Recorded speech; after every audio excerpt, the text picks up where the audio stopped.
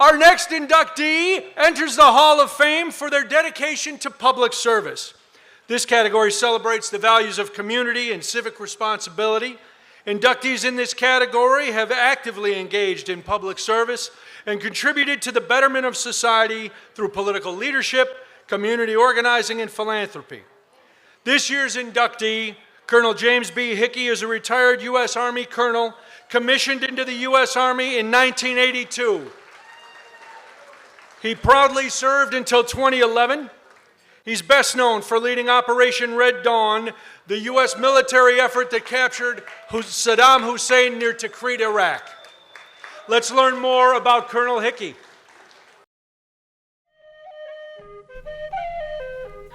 Colonel James B. Hickey, U.S. Army retired, stands as a true embodiment of Irish-American patriotism, leadership, and service.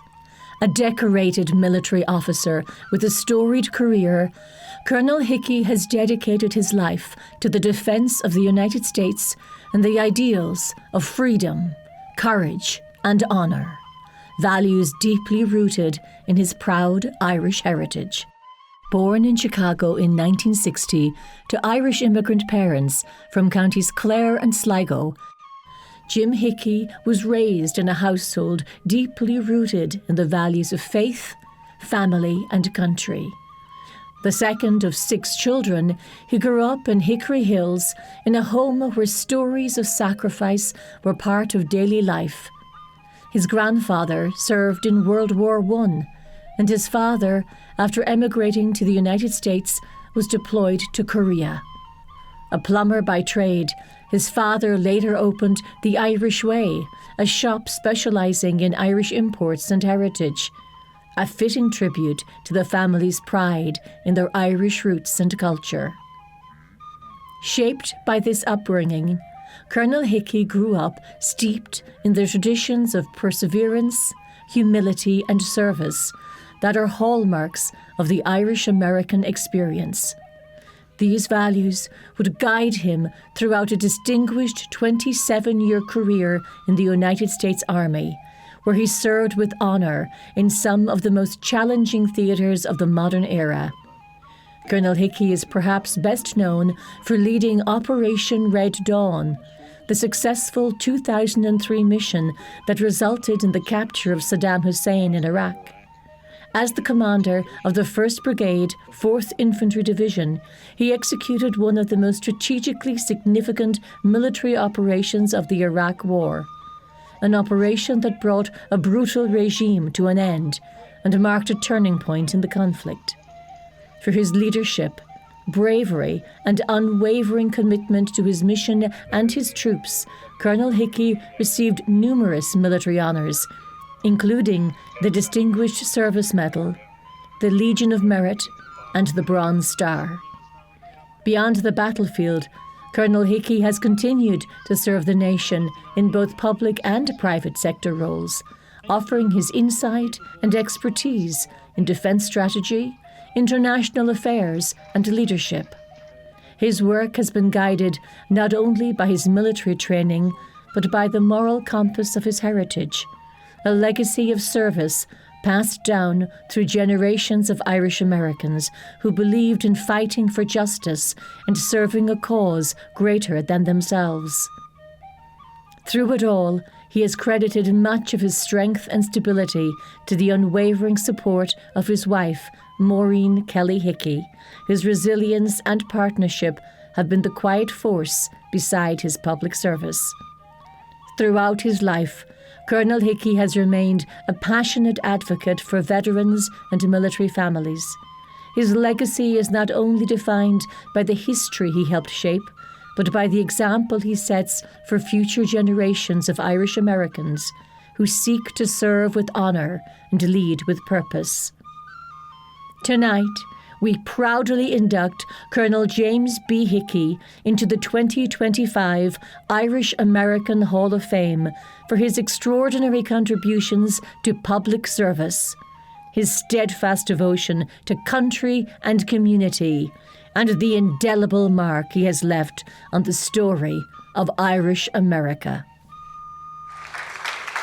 I wish somebody could have shown that to Senator John McCain before the many times he chewed my backside. But ladies and gentlemen, thank you very much. So 21 years ago, a little bit over 21 years, me and some of my closest friends, all 4,000 of them, were in a place called Iraq. It was a Saturday night. It was very cold. It was about 50 degrees, which worked to our advantage. By 1800 hours, 6 o'clock in the evening, hundreds of soldiers were moving across the area between Tikrit on either side of the Tigris River and the town of Adwar to the south. This was the northern half of the Sunni Triangle. We had all gone through 6 months of day-to-day combat, built close bonds, trust, not only within the brigade, but with the special operating troops that were with us day in and day out. What we had in common was an unwavering will to win, to get the job done and save lives, because we had our share of casualties throughout the months prior to that December evening. They were skilled, they were motivated, they're committed to one another.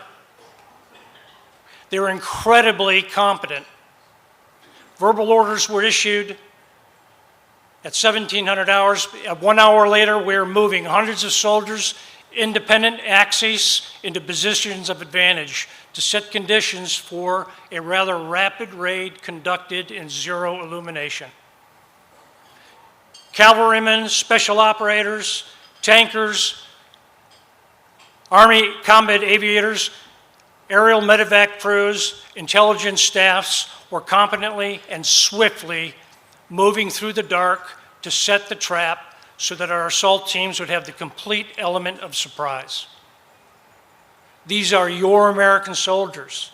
This is what they do in the dark in lands far away from here, and you don't hear much about it ever. It is they who I think of on moments like this. President Huron and the committee, especially Caroline Hennessy, thank you for your invitation and support. You've been very, very helpful. And I know Maureen has done most of the work on our side, so.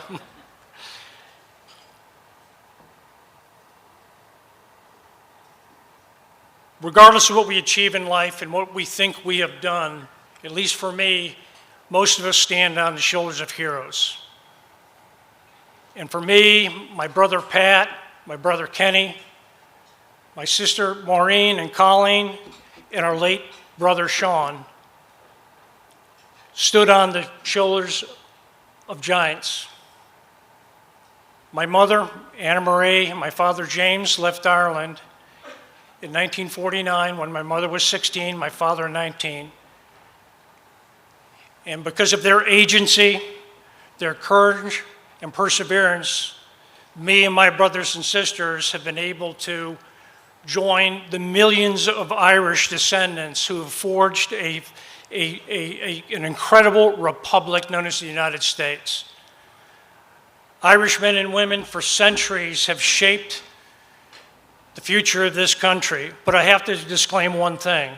I am in no way, shape, or form related to Private Hickey, who General George Washington had to execute for treason during the Battle of Brooklyn in 1776. At least to the best of my knowledge.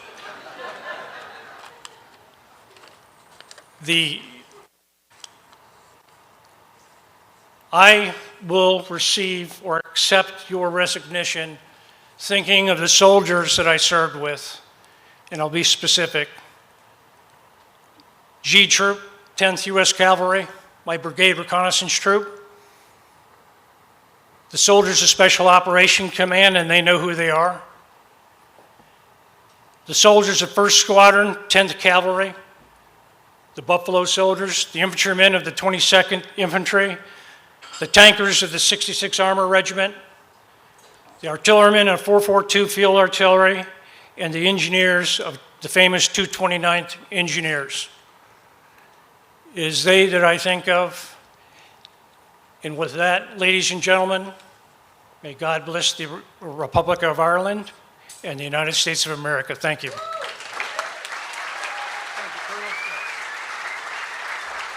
Ladies and gentlemen, Colonel James Hickey.